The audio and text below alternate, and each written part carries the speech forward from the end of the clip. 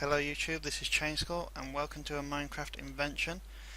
Today I'm going to be doing special attacks.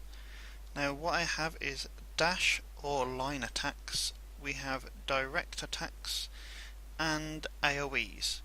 So I'm actually building these for Captain Jars, who I need to say a big thank you to for the shout out that he gave me about the teleportation system. I'm building these for you again to see if maybe you'll use these in your MOBAcraft, maybe not. Completely up to you, but it's still a cool nifty invention for other map makers if they're interested. So what I'm going to do first is show you the AoE because there's more to it. The reason these are only got 3 is because they don't have the cooldown system, which is from this comparator onwards. That's the cooldown system which these two should have, but I've simplified them down for now. So, the AoE system, if I turn it on quickly, is it'll continuously spawn these slow potions here. This is a slows, I'll quickly show you, slowness 3 for 2 seconds. And what's happening here is this bottom command block is rapidly placing and destroying this redstone block, and this is the entirety of the system, how it is continuously being operated as fast as possible. So I will show you what actually happens to begin with. When I throw the snowball, oh sorry, that it was actually a bit too far at a distance. Right, I'll wait for the system to reset. There we go. And we get this, it's kind of a staggered effect, but you get the AoE, and you can put it on yourself, and you can get like a continual slow field. That's probably if you want to keep people close to you, or you can throw it a bit further away to keep people away from you. So yeah, there is one limitation to this system, but it is completely able to be overcome by changing out the cooldown system, but I'll get to that in a minute. What this redstone block here, rapidly pulsing, is doing is one, continually summoning a custom potion. Now the custom potion, being custom, it can be changed to whatever you want for your AoE attack. You can find this command pretty simply anywhere on Google. Just search Minecraft custom potion effects and you'll find that pretty easily. The next thing the system is doing is testing for the snowball. So when the snowball is in flight, so like that, this comparator will turn on and start the cooldown system.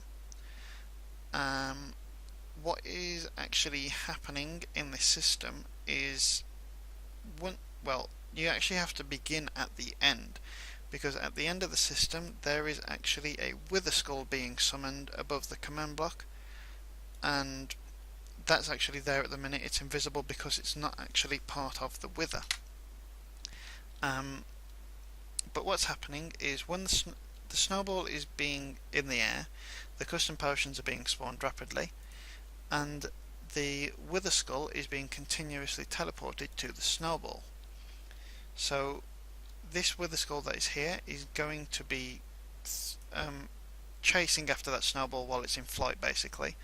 And when the snowball gets when the snowball breaks like that, the wither skull can no longer be teleported to the snowball, so that's where the wither skull is. And that's why the throne potions, the C equals -1 of the throne potion, that's very important, is getting teleported to the wither skull, because the wither skull is basically being the marker. Part way through the cooldown, this is while the AoE is in effect. Once it finishes, it teleports the wither skull into the void very deep underground, and that stops the AoE. A bit further down the line, you've already seen that it resummons the wither skull, and it will also give the player back a snowball. This has all been thrown together rather quickly, and the limitation on the cooldown system, which can be overcome, is because if the snowball is in flight for a long period of time, so for example if you throw it straight up in the air, this will generate a large long pulse.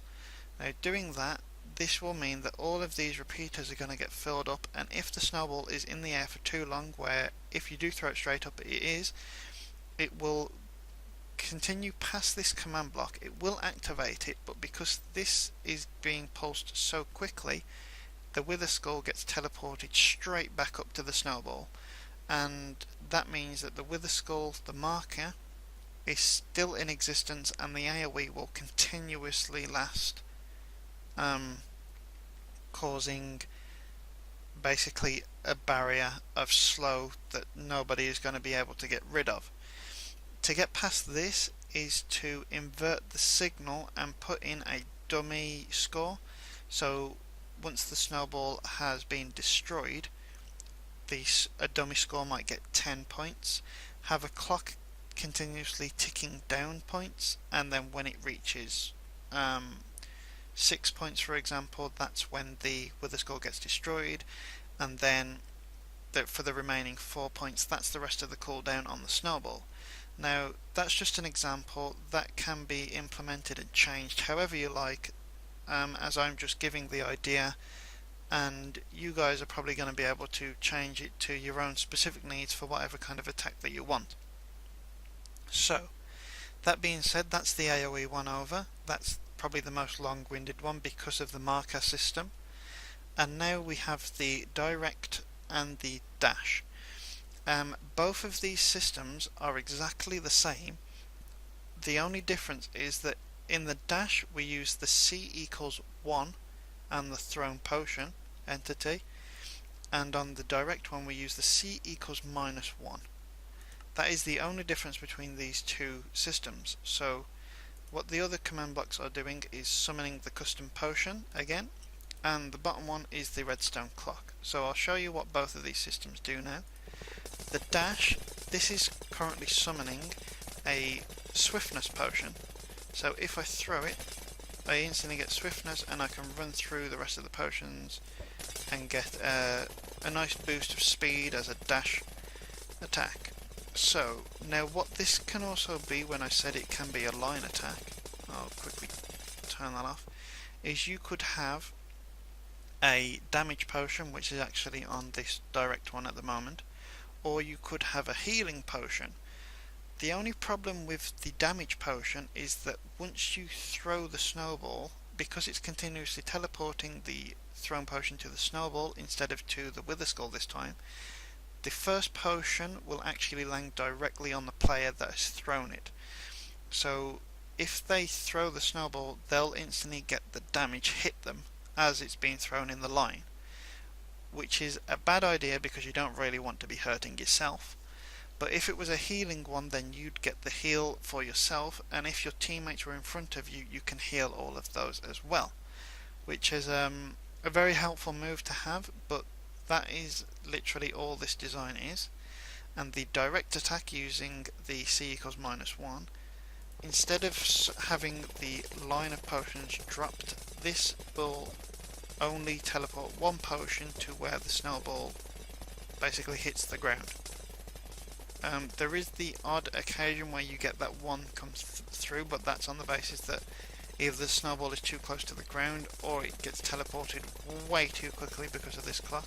Yeah, it's a little bit buggy, but it can still be used with probably a little bit of tweaking or whatever, but yeah, that's all of the potions, so, or the attacks if you would. So thanks for watching. I hope you like this. If you've got any pointers, or if you can show me how to get the bugs out of the systems, then I really appreciate it. I want to say thanks for watching. Subscribe for more videos coming soon. Another shout out to Captain Jaws. You're the man.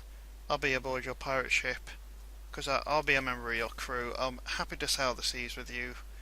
And yeah, that's about it. So thanks for watching, and see you next time.